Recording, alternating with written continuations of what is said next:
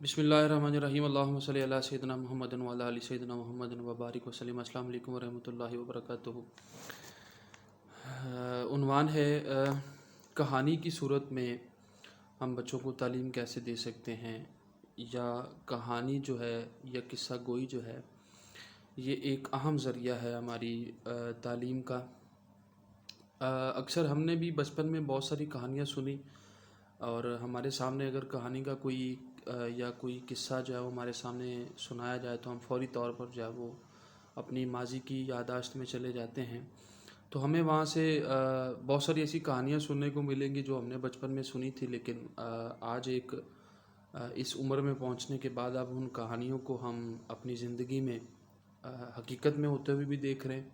किसी ने कभी सुना था खुल जा सिम सिम और दरवाज़े खुलते थे। अगर आप आज किसी अच्छे मॉल शॉप पे जाएं तो वहाँ पे दरवाज़े खुद ब खुद खुलते हैं, आप करीब होते हैं वो दरवाज़े खुल जाते हैं।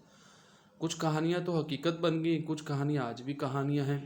और कहानी की अगर हम बात करें तो कहानी सुनाना एक फ़न है, और कहानी में अल्फाज भी इस्तेमाल होते हैं, कहानी में तस्वीर भी इस्तेमाल होती है, कहानी में जो है वो आवाज़ें सुनाई जा सकती हैं।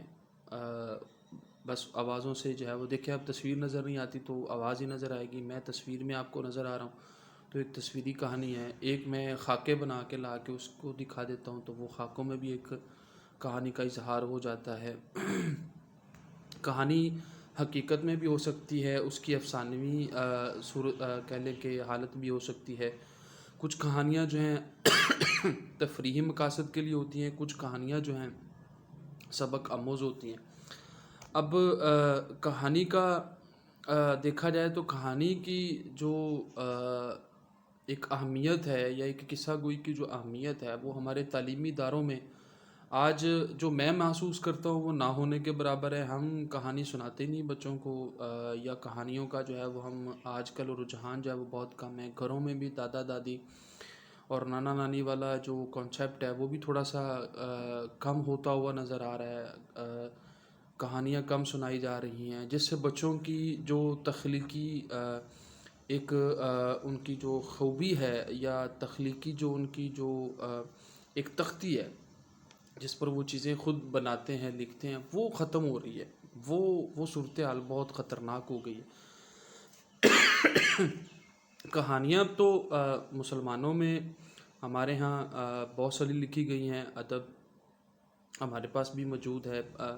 उसमें हमारे पास मौलाना रूमी की बहुत सारी हकायत मौजूद हैं, शेख सादी रहमतुल्लाह अलैह की बहुत सारी हकायत मौजूद हैं, जिसमें हम अपने बच्चों को ये कहानियाँ सुना सकते हैं, ये हकायत सुना सकते हैं, जिसमें बड़े सबक आमोज़ बड़े हकीकत पर मबनी जो है वो बातें होती हैं जो हम अपने बच्चों को सुना सकते हैं। उससे जो है वो काफ़ी हम फ़ायदा उठा सकते हैं।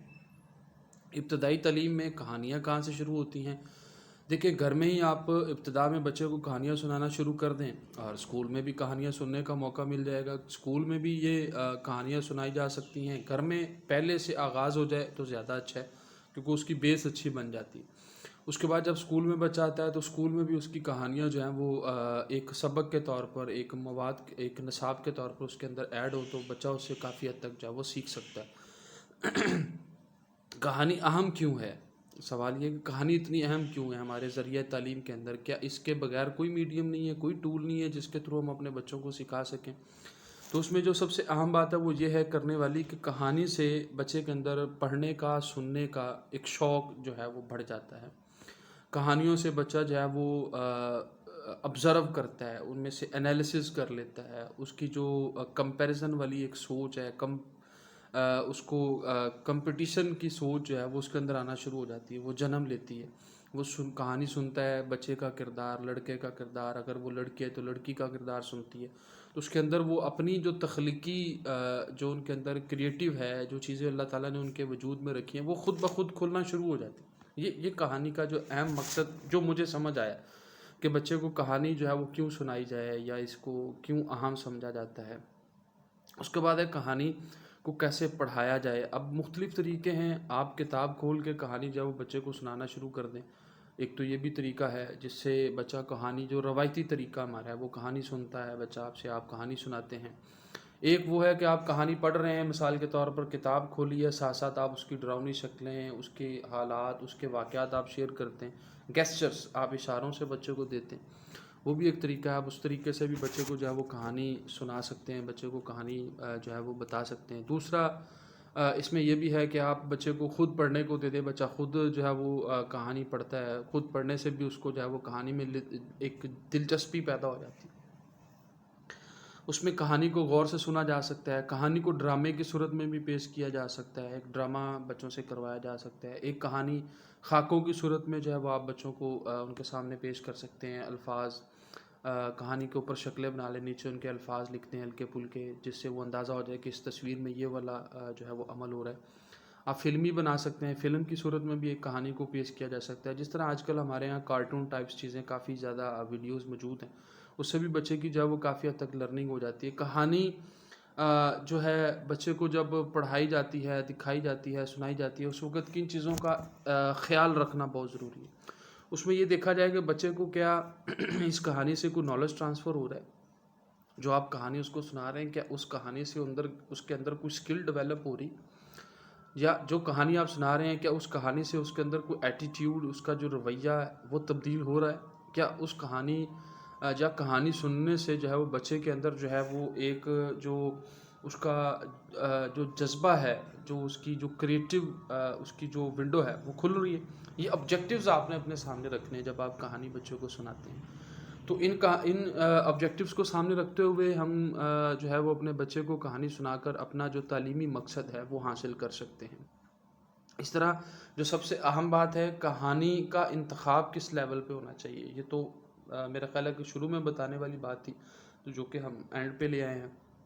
اس میں یہ ہے کہ بچے کا جو کہانی ہے وہ کس لیول کی ہونی چاہیے۔ دیکھیں اب 3 سال کا بچہ ہے، 2 سال کا بچہ ہے، 5 7 سال کا، 8 سال کا، 10 سال کا، 12 سال کا، 14 سال کا، تقریباً 14 سال تک کے بچے کو کہانی آپ سنا سکتے ہیں، وہ آپ کی کہانی پہ یقین بھی کرتا ہے۔ اس کے بعد چونکہ پھر بچہ سوشل آ جاتا ہے، سوشل سکلز میں چلا جاتا ہے، پھر وہ اور بہت ساری ویڈیوز، بہت ساری کہانیاں وہ سوسائٹی میں دیکھ لیتا ہے، پھر وہ آپ کی ان کہانیوں میں دلچسپی نہیں لیتا، پھر وہ خود اپنی مرضی سے جو ہے وہ چیزیں دیکھنے لگ پڑتا ہے۔ پہلے تو وہ آپ کی مرضی سے کہانیاں سن لیتا تھا، لیکن بعد میں وہ پھر اپنی مرضی سے جو ہے وہ کہانیوں کی طرف اس کا جو ہے وہ دھیان چلا جاتا ہے۔ یہ کہانیاں جو ہے وہ بچوں کی تمام سرگرمیوں کا حصہ بنا سکتے ہیں، اور تمام سرگرمیوں میں یہ کہانیاں ان سے جو ہے وہ یاد کروائی جا سکتی، دیکھو بیٹا وہ کہانی میں تم نے یہ پڑھا تھا، تم پھر وہ جھوٹ بول رہے نا، وہ بچہ تو جھوٹ نہیں بولتا تھا۔ اس طرح کی حوصلہ افزائی، اس طرح کی روک ٹوک جو ہے وہ آپ کہانیوں کے تھرو جو ہے وہ بچے کی کر سکتے ہیں۔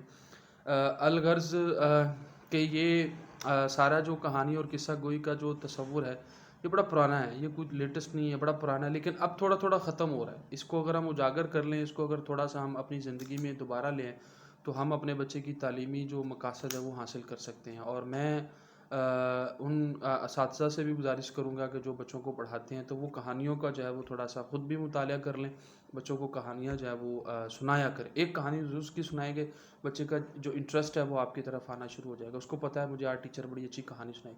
یہ والا جو فارمولا ہے یہ آپ تقریباً 4 کلاس تک کے بچوں، 5 کلاس کے بچے، 6 کلاس کے بچوں تک اپلائی کر سکتے ہیں کہ میں آپ کو کل ایک کہانی سناؤں گی، کل آپ کو ایک حکایت سناؤں گی، اس سے بچے کی دلچسپی بڑھ جاتی ہے۔ آپ اس وقت وہ جو کام آپ نے کروانا ہے وہ آپ تھوڑا سا پیچھے کر لیں، لیکن آپ کہانی کے تھرو اپنے بہت سارے آبجیکٹیوز جو ہے وہ بچے سے حاصل کر سکتے ہیں۔ اور امید کرتا ہوں کہ آپ کو یہ ویڈیو اچھی لگی ہوگی، اور اگر آپ نے یہ ویڈیو مکمل دیکھی ہے تو چینل کو سبسکرائب کر لیں تاکہ مزید آنے والی ویڈیو جو ہے وہ آپ تک پہنچتے رہے، اور اللہ تعالیٰ آپ کے بچوں اور آپ کے اہل خانہ کو اپنے حفظ و امان میں رکھے۔ السلام علیکم ورحمۃ اللہ وبرکاتہ۔